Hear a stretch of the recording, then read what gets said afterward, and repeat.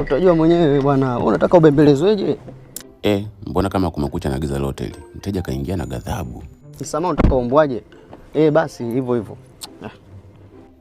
Hapa nishachoma. Ngoja nikaangalie namna ya kujitetea sasa. Kiongozi. Ramani yako inasema tunaelekea huko. Ufuata huko itakakoishia huko nitakapofika hapo. Hii safari itaisha salama kweli? Leo sina vibe ya nyunyunyu kabisa. Mchanganya. Sawa. Shida. Washe si ndugu yangu. Kama tunaishi bure.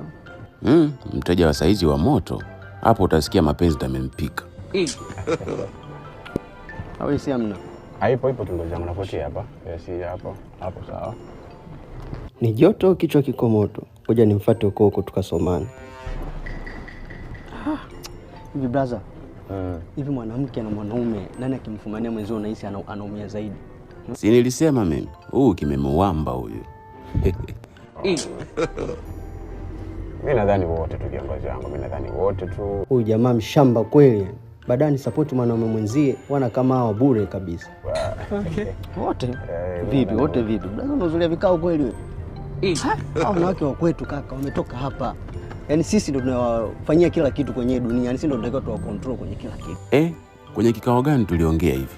Bro anataka kutetea uzinzi. Hizi mishemishe za usawa nini usawa nini? Lakini yeye umemfumania. Yeye amekufumania. Unajua nikakosa kidogo. Anafanya vingapi? Yeye kashafanya vingapi? Mimi sina muda wa kumchunguza tu. Wanajiongeleshaga hivi, alafu akifika mkoa wanalialia tu. Sasa hizi namsupport kwa kucheka tu. Mimi nikisema nimwekee hapa sasa hivi kamera zangu, yani nimwekee jicho langu la tatu, nafikiri hapa sasa hivi. Nini kinaenda kutokea hapa? Jicho la tatu? Ila vijana wa Chief Godi. Naoma kweli. Lakini ndo wanawake zetu hawa ambao tuko nao unajua. Mimi nitashindwa kaka. Mimi nitashindwa. Yaani kama mimi natamanigi hata mapenzi angekuwa sio kitu cha lazima. Huyu jamaa anataka tu tunafia sabuni au huenda ndo michezo yake. Ningeshaachana nao nifanye tu mambo yangu mengine. Mimi hivi vitu mimi siviwezi hivi. Kifika pale sijui nimpigie magoti, sijui nimwambieje. Maisha hapo Yanga tayari. Yaani mwanamke kunifumania leo tu mara moja, yani anataka ombwe msamaha kama ndo ananilipa mshahara fikiana.